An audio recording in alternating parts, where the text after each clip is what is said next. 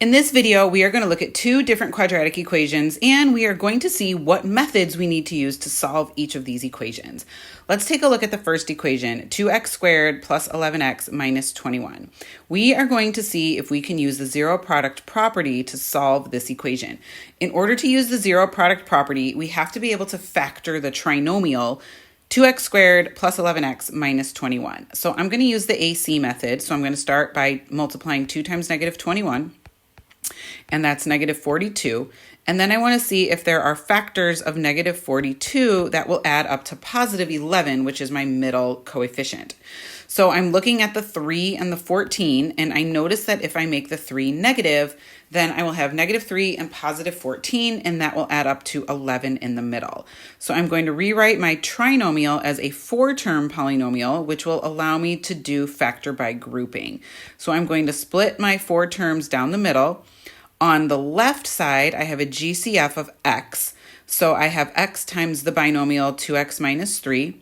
Then the binomial on the right is going to have a GCF of positive 7. And that will also leave behind the binomial 2x minus 3. And then I set it equal to 0. And now I notice I have matching binomials. So when my binomials match, I know that I have obtained my factored form.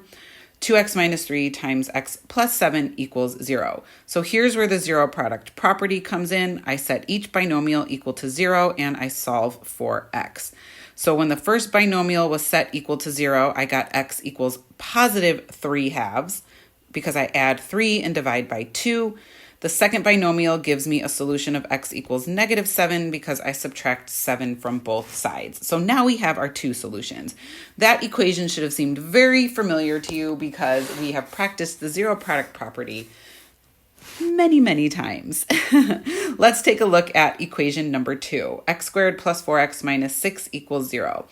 If I want to use the zero product property, I will have to factor the trinomial.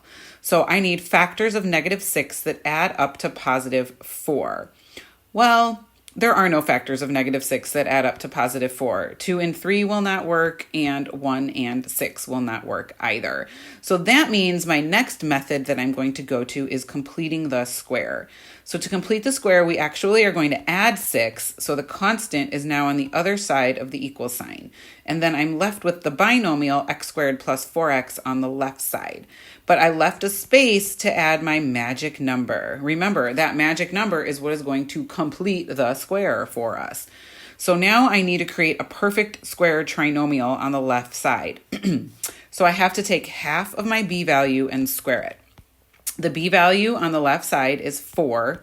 So I'm going to take half of 4 and then I'm going to square the result. So 2 squared gives me 4. So my magic number, or my magic constant, which will allow me to obtain a perfect square trinomial, is 4. So I have to add 4 to both sides. Now, on the left side, my perfect square trinomial factors to the binomial x plus 2 squared, and on the right side, I have the constant of 10. So now I can use the square root property, which tells me that x plus 2 equals plus or minus radical 10. And then to isolate x, I just subtract 2 from both sides. So x equals negative 2 plus or minus radical 10. So those are the exact solutions, negative 2 plus rad 10 and negative 2 minus rad 10. But in just a minute, we're going to look at the graph of these two parabolas. And so we're going to want to see the x-intercept. So I also want to generate an approximate decimal value for these two solutions. So for my first solution, negative 2 plus rad 10, if I pop that in my calculator, I get 1.162. But keep in mind, that's been rounded. When you pop that in your calculator, you'll notice that the decimal is non-repeating, non-terminating, and I rounded it to 3 decimal places. So that approximate solution was generated from negative 2 plus rad 10. The second solution is x equals negative 2 minus rad 10, and when you pop that in your calculator and round to 3 decimal places, you get negative 5.162. So again, that was obtained by typing in negative 2 minus rad 10 into our calculator. So we have exact solutions, and I also generated approximate solutions, and I rounded those to 3 decimal places. So the next thing I want to notice is the types of solutions that we generated. For the first equation, we generated 2 rational solutions. For the second equation, we generated two irrational solutions.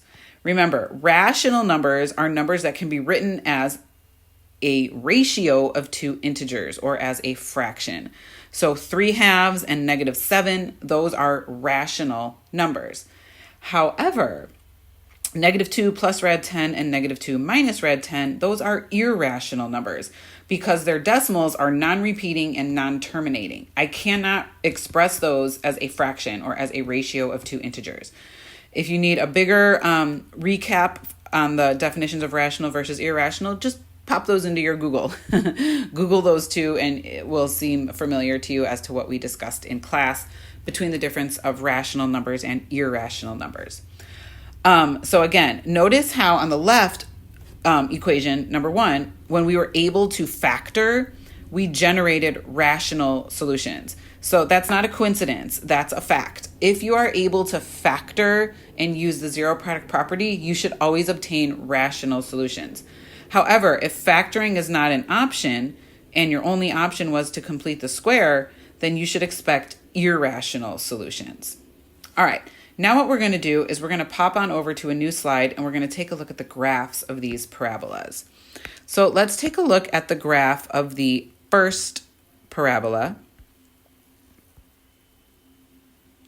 which was the y equals 2x squared plus 11x minus 21.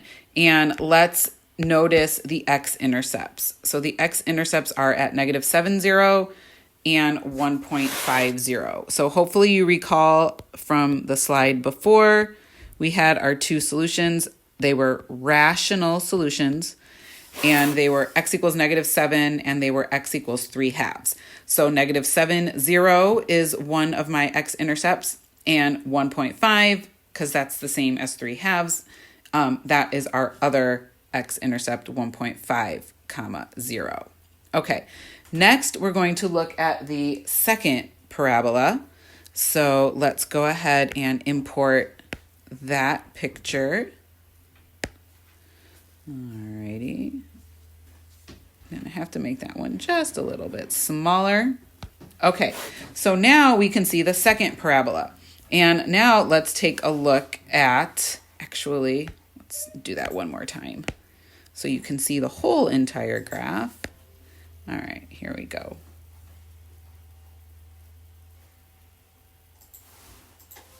There we go. Okay, so now let's take a look at the second parabola and let's focus on the x-intercepts. So now there is one at -5.162, 0, and there is one at +1.162, 0. Now, keep in mind, those numbers have been rounded so they can fit in the ordered pair on the graph. But remember where those solutions came from. There was an x equals -2 minus rad 10, and then there was an x equals -2 plus rad 10. So that is where those two solutions came from. If you type those in your calculator again, you will see the same decimal approximates. So again, I just want you to make the connection between the solutions we obtained when we solved the equations and the connection to the x-intercepts on the graph, because pretty soon we're going to tie this all together in class and you're going to even see a bigger connection. I hope you found this video helpful. Thanks and have a great day.